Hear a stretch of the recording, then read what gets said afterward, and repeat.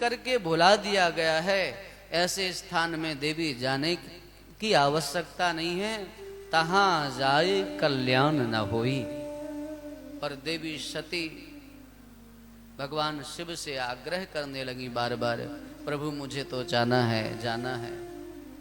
भगवान शिव चुप हो गए तो बार बार जोर जोर से श्वास लेने लगी।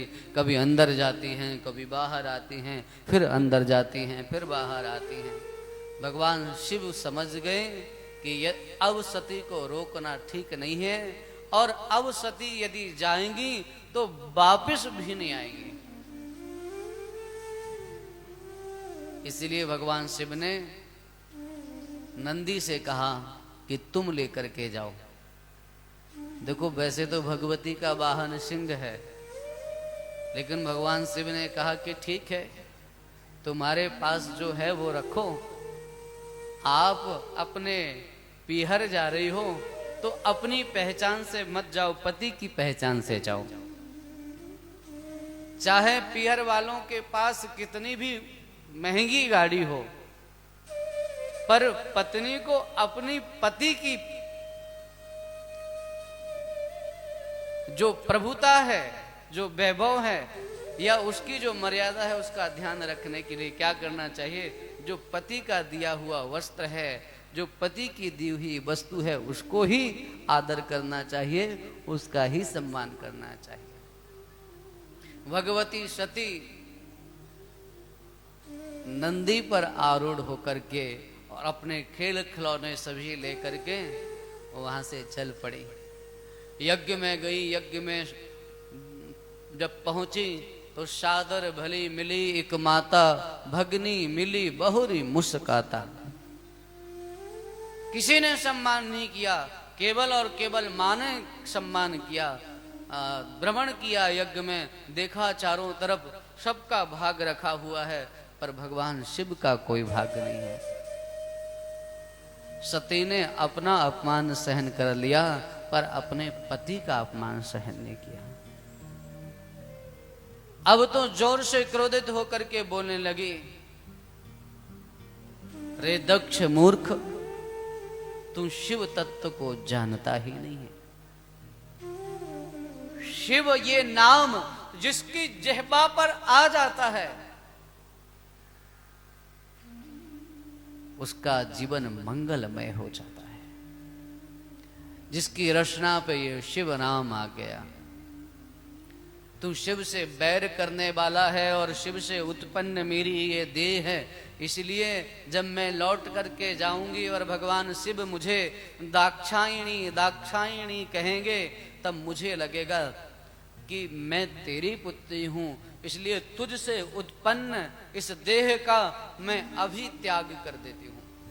अस कहीं योग अगणित अनुजारा, भयउ सकल मख हाहाकारा। ऐसा कह करके देवी सती ने अपने शरीर को यज्ञ कुंड में आहूत कर दिया। हाहाकार होने लगा।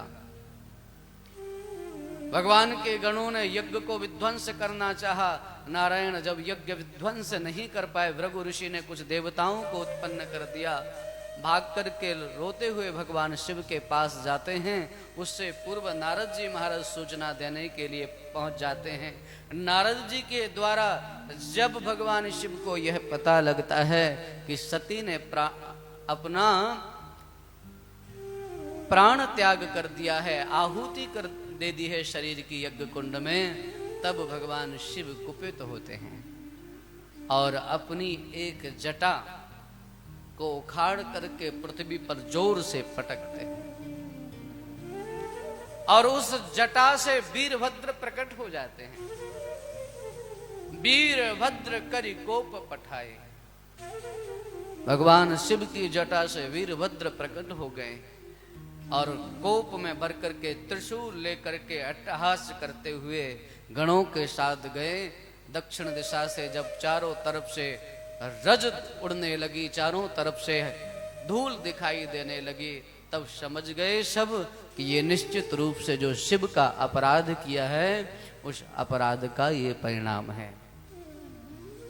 वीरभद्र ने जाकर के यज्ञ को विध्वंस कर दिया, दक्ष का सिर काट दिया, भृगु ऋषि की दाढ़ी उखाड़ ली, पूखा देवता के दांत तोड़ दिए और यज्ञ को विध्वंस करके वहां से चले आए। सब देवता रोते हुए भगवान के पास गए। भगवान ने कहा सबको मिलकर के शिव जी के पास जाना चाहिए, शिव से प्रार्थना करना चाहिए। सब भगवान शिव के पास गए हैं, उनसे प्रार्थना की। भगवान शिव तो नारायण आशुतोष हैं। आशुतोष का अर्थ समझते हैं आप? आशु तुष्यति इति आशुतोषः, जो शीघ्र प्रसन्न हो जाएं उनको कहते हैं आशुतोष। सबने प्रार्थना की, हमारा मन हो रहा है हम भी भगवान शिव की प्रार्थना कर लें, थोड़ा सा यह भजन गुनगुना लें। शंकर तेरी जटाओं से, शंकर तेरी जटाओं से बहती है गंगाधारा। शंकर तेरी जटाओं से बहती है गंगाधारा। शंकर तेरी जटाओं से बहती है गंगाधारा। शंकर तेरी जटाओं से बहती है गंगाधारा। है जोगी अगम अपारा, है जोगी अगम अपारा, है जोगी अगम अपारा, है जोगी अगम अपारा। शंकर भोले शंकर तेरी जटाओं से बहती है गंगाधारा। ओ शंकर तेरी जटाओं से बहती है गंगाधारा। हर हर महादेव। एक बार प्रेम से तालियों की सेवा करते हुए जय हो।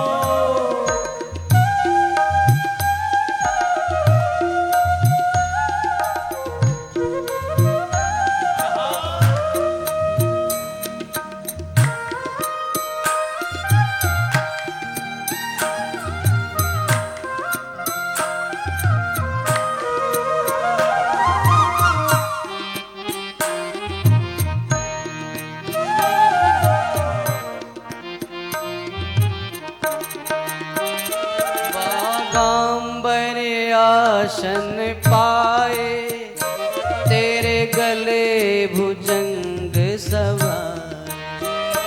बागांबर आसन पाए, तेरे गले भुजंग सुहाए। बागांबर आसन पाए, भुजंग सुहाए। देखो एक बार प्रेम से बोली सभी। बागांबर आसन पाए, तेरे गले भुजंग सुहाए।